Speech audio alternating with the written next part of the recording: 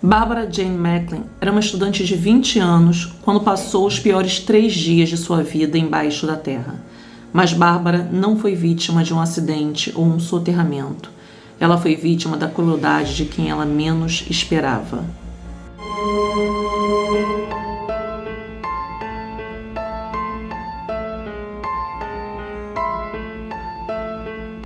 Sejam bem-vindos ao nosso canal Serial Crimes. Mais uma sexta-feira belíssima e macabra.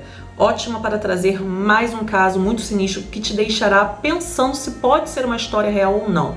Mas o pior de tudo é que sim, essa história é real. Ela é chocante, agoniante, mas real. E se você sofre com claustrofobia, se prepare, pois o caso de hoje se trata de algo que vai mexer com você.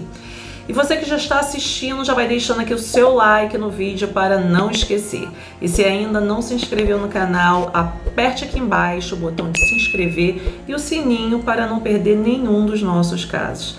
E por falar nisso, vamos ao caso. Barbara Macklin era uma jovem de 20 anos que levava uma vida que parecia perfeita. Dotada de uma beleza exuberante e com uma grande popularidade, especialmente onde estudava na Universidade Emory em Atlanta. Ela era filha do milionário Robert McClellan, um dos donos da Deltona Corporation, uma das maiores empresas de construção dos Estados Unidos, além de ser amigo do presidente Richard Nixon. Barbara e seu irmão eram os únicos herdeiros dessa grande fortuna da família. Todos à sua volta dariam tudo para ter sua vida, o que consideravam a vida perfeita. Toda essa alegria e fortuna causava inveja a muitos.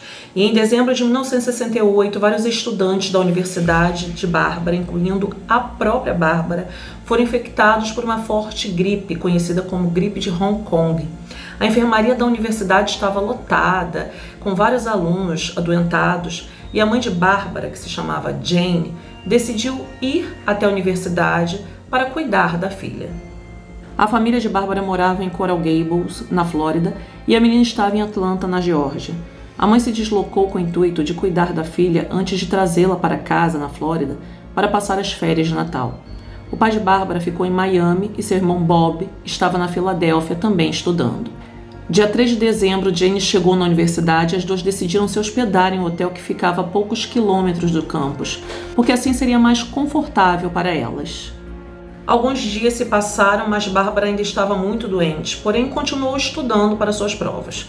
Sua mãe continuava a cuidar de sua saúde, até que no dia 17 de dezembro, as duas estavam dormindo, eram mais ou menos às 3 horas da manhã, quando Jane acordou depois de escutar algumas batidas na porta. Então ela decidiu ver quem estava batendo aquela hora e viu um homem que usava um boné de policial. Esse homem dizia que Stuart Woodward, o então namorado de Barbara, havia sofrido um acidente de carro. A mulher então abriu a porta e o suposto policial, com mais uma pessoa mais baixa, os dois a atacaram. Barbara, que até então estava dormindo, acorda assustada com o barulho e vê que aquelas pessoas estavam atacando sua mãe.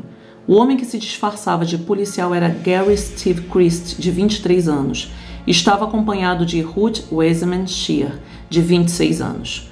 Os dois usaram clorofórmio, que fizeram Jane desmaiar. Logo depois a amarraram e a amordaçaram. Barbara ficou sob ameaça durante esse tempo e depois foi obrigada a entrar em um carro azul. Depois disso, eles a levaram para uma floresta que ficava a cerca de 32 quilômetros de distância e a fizeram entrar em uma vala que eles já haviam cavado no chão da floresta. No fundo dessa vala havia uma caixa de fibra de vidro e dentro tinha 12 tubos de plástico para que ela pudesse respirar lá dentro. Também tinha comida, água, sedativos, uma lanterna e um cobertor. Também tinha um pequeno ventilador. Com tantas coisas, dá para imaginar o tamanho dessa caixa, que era realmente bem grande. Barbara percebeu que foi vítima de um sequestro e que seria colocada viva dentro daquela caixa e seria enterrada dentro de um buraco. Foi quando os sequestradores disseram que aquilo era realmente um sequestro e que ela ficaria ali dentro até que seus pais liberassem o dinheiro do resgate. Mas a intenção não era machucá-la. Mas apesar de tudo, Barbara ficou desesperada, mesmo que eles afirmassem que tudo ficaria bem e que ela teria tudo o que precisava para sobreviver dentro daquela caixa. Ela tentou persuadir os sequestradores dizendo que ela falaria com seu pai para que ele desse dinheiro para eles. mas suas súplicas e promessas não foram suficientes, e eles a colocaram na caixa. Mas antes de fechar a caixa, um dos sequestradores tirou uma foto de Bárbara deitada, segurando uma placa escrito Kidnapped, que significa sequestrada em inglês, para que eles pudessem usar essa foto e comprovar que realmente ela estava sequestrada e enterrada viva. Então eles fecharam a caixa e começaram a cobrir a caixa de terra. Bárbara gritou desesperadamente por muito tempo. Seus gritos ficavam cada vez mais abafados e distantes. Ela ficou totalmente enterrada até que do lado de fora não desse para ouvir mais nada. Bárbara agora estava enterrada e sozinha, com medo e sem saber o que fazer. Ela percebeu que não adiantava gritar porque ninguém a escutaria. Gary, seu sequestrador, morava em Miami. Ele havia trabalhado no Instituto de Miami para Ciências Marinhas e lá eles trabalhavam construindo tanques para peixes. E foi esse mesmo tipo de tanque que ele decidiu construir para colocar Bárbara. Ele procurava alguém que, além de rico, fosse inteligente e que tivesse muito controle de si mesmo, pois ele queria uma pessoa que conseguisse ficar enterrado vivo e que fosse esperto o suficiente para sobreviver. E ao ver Bárbara, ele achou que ela iria aguentar ficar presa por um tempo, até que ele conseguisse o resgate. Algumas horas depois, a mãe de Bárbara acordou e notou que suas mãos estavam amarradas e ela conseguiu soltar as mãos e ligar para a polícia. Logo depois, ela ligou para seu marido, Robert, que acionou o FBI, informando sobre o sequestro. Foi então que Gary faz sua primeira ligação para Robert, exigindo um resgate no valor de $500 mil, que é em torno de R$2 milhões, em troca do retorno seguro de sua filha. Ele diz ao telefone que sua filha estava enterrada e que se ele não agisse rápido, ela acabaria morta por asfixia. Gary também disse que tinha um plano e que Robert deveria fazer exatamente o que ele dizia. Primeiramente, ele deveria colocar um anúncio no jornal de Miami, pedindo que sua filha amada voltasse para casa, que eles pagariam todas as despesas e que a buscariam onde quer que ela estivesse a qualquer momento. Isso seria um plano para que todos pensassem que Bárbara havia fugido. Ele foi alertado que nada disso poderia ser dito à polícia. Robert aceitou o plano, assim como aceitou pagar o resgate da filha sem que a polícia soubesse de nada. Pois se ele contasse qualquer coisa para a polícia, foi alertado que nunca saberia onde sua filha estaria enterrada. No dia 18 de dezembro, o anúncio foi publicado e 2 dias depois, os sequestradores, após verem o anúncio, ligaram para ele novamente solicitando resgate. Eles exigiram que a quantia do resgate deveria estar dentro de uma grande mala e que ele deveria colocar em um lugar específico. Além disso, eles pediram que fosse apenas em notas de 20. Então o pai precisou recorrer a vários bancos para tentar conseguir essa quantia em notas apenas de $20. Robert anotou os números de série das notas para que mais tarde eles conseguissem encontrar os sequestradores. Então ele fez exatamente o que eles mandaram e a polícia apenas sabia, até o momento, que Bárbara estava sequestrada. Mas não sabiam de nada do que estava acontecendo, do fato dela ter sido enterrada viva, ou sequer que os sequestradores haviam ligado para Robert. Então Robert cumpriu com o combinado, entregou a maleta e Gary saiu. Mas alguns policiais viram um homem com uma maleta muito grande e desconfiaram. Foi então que o rapaz começou a correr e os policiais foram atrás dele, porque eles acharam que era um ladrão, apesar de não desconfiarem que se tratava do sequestrador de Bárbara, pois não sabiam de nada. Os policiais perseguiram Gary, que acabou jogando a maleta com dinheiro e conseguiu fugir. Todo o dinheiro estava dentro da maleta com o dinheiro do resgate.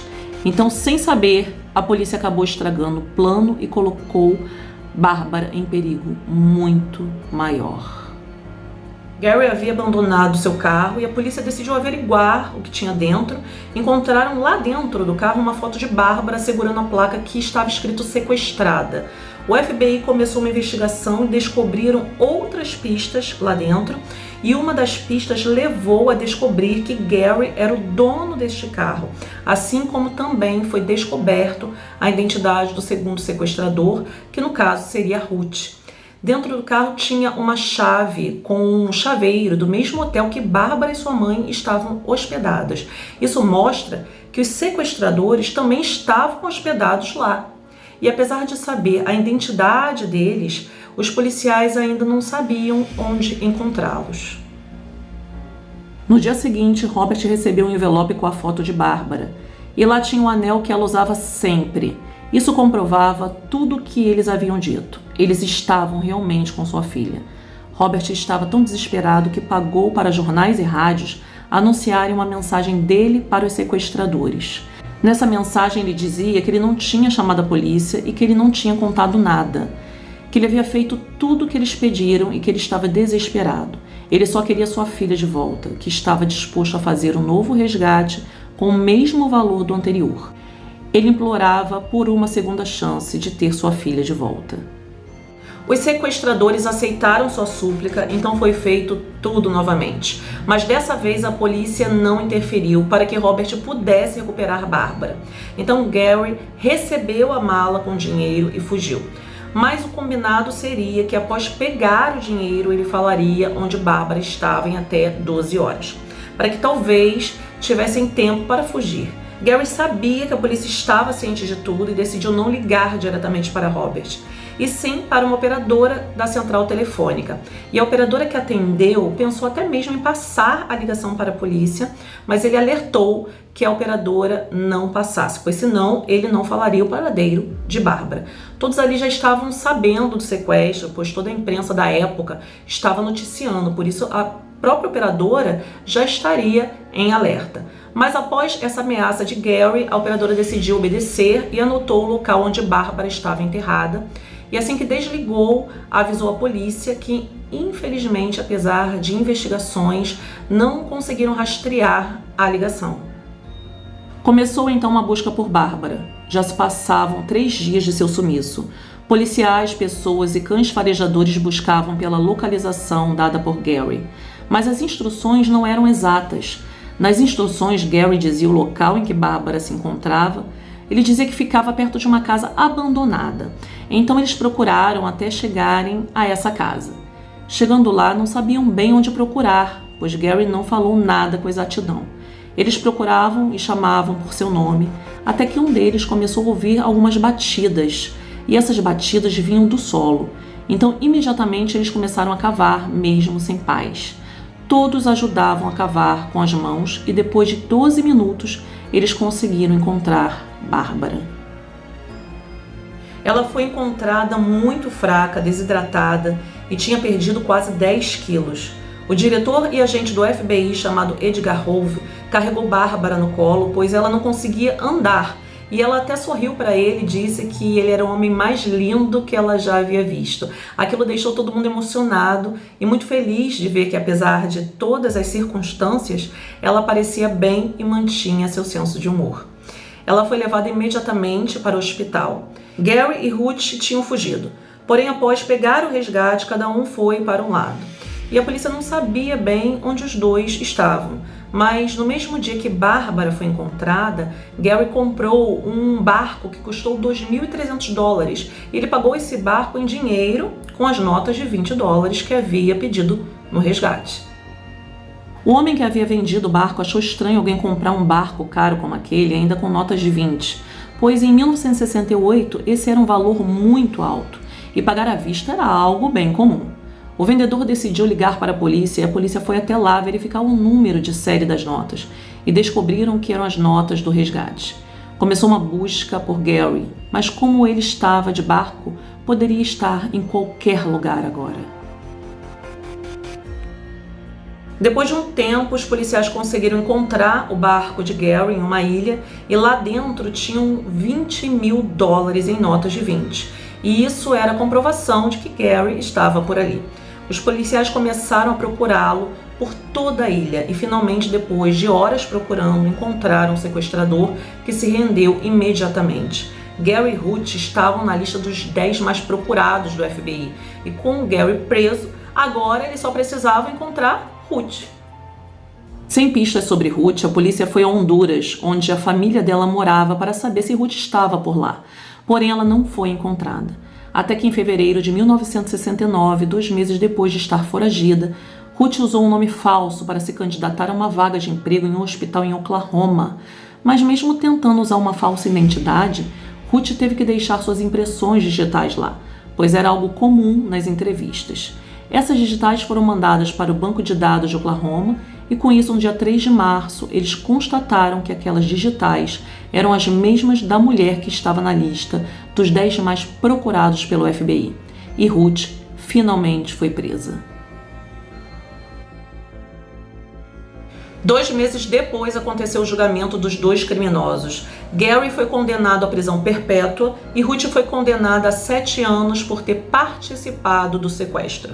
Após 3 anos cumprindo sua pena, foi deportada para Honduras, o seu país de origem, onde ficou proibida de entrar novamente nos Estados Unidos durante 50 anos. Depois de 10 anos preso, Gary conseguiu sua liberdade condicional, mas ele foi deportado para o Alasca e não poderia ir para lugar nenhum sem permissão. Ele mentiu para a polícia que havia sido aceito na Escola de Medicina do México, mas na verdade ele se formou em medicina em Washington College em 1984. Ele tentou obter uma licença médica no Alabama, mas o estado rejeitou. Mas em dezembro de 2001 ele foi aprovado pelo Conselho de Licenciamento Médico de Indiana, porque a lei de Indiana não impede que criminosos condenados obtenham licenças médicas. A princípio a licença dele era de estágio, mas ele trabalhou como médico em Indiana até 2003, quando ele não divulgou uma sanção disciplinar que recebeu e isso custou a sua licença médica. Em 2006 ele foi preso na costa do Alabama, quando a polícia encontrou mais de 30 quilos de cocaína em um veleiro que ele estava fretando. Ele se declarou culpado de contrabando de drogas e, apesar de ter sido preso por sequestro anteriormente, ele só foi condenado a 5 anos de prisão. Bárbara acabou se casando com seu namorado de faculdade, Stuart, e tiveram 2 filhos e ficaram juntos durante 43 anos até a morte de Stuart em 2013. Segundo informações, agora ela mora no sul da Flórida e ela nunca falou sobre seu sequestro em público, embora o ex-presidente Richard Nixon a convenceu a escrever um livro sobre toda a sua experiência. Esse livro foi publicado em 1972 e se chama 83 Horas até o Amanhecer, onde relatou toda a sua experiência com a ajuda de uma repórter. No livro ela conta como conseguiu suportar toda essa experiência, o quanto ela pensava que ela não iria morrer naquela caixa e lá dentro começou a imaginar que iria passar o Natal com a família e que ficaria tudo bem. Mas em alguns momentos ela realmente pensou que não iria ser encontrada, mas que ela tentou manter o pensamento positivo e no fim deu tudo certo. Após ser encontrada, Bárbara não apresentou nenhum trauma e também não quis falar do ocorrido. E é isso aí, pessoal, e esse foi o caso de hoje do canal Serial Crimes, um caso inusitado e cruel, como tantos outros. Mas você já se imaginou presa, enterrada por 3 dias, sem poder se mover, se alimentando de forma precária, sem saber se será encontrada ou não será encontrada? Não dá nem para imaginar essa tortura. Como manter a calma dentro de uma caixa, sem saber se alguém vai vir para te resgatar? Bom, coloque aqui nos comentários o que achou desse caso sinistro e eu já vou aqui me despedindo, agradecendo a todos a parceria de todas as sextas. Uma ótima semana a todos vocês e nos encontraremos na próxima sexta-feira.